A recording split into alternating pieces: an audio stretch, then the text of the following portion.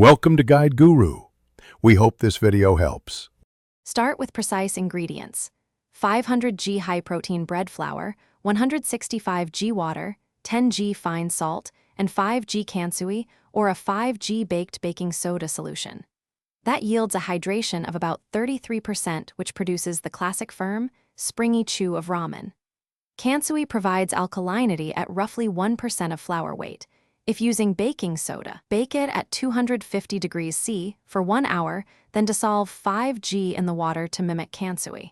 Weigh everything for dissolve 10 g salt into the 165 g water first, then add 5 g kansui or dissolved baked baking soda to the liquid. This ensures even alkalinity.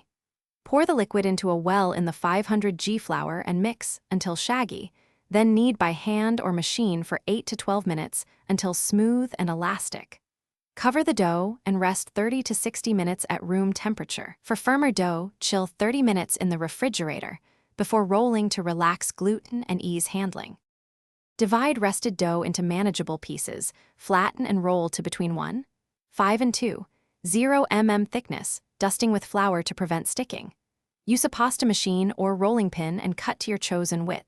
About 1, 2 mm for thin-style ramen, 2, 5 mm for thicker chewier strands. Fold sheets lightly and cut cleanly.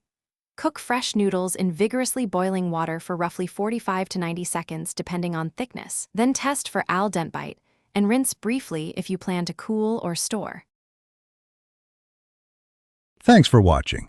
Consider subscribing if we helped you today.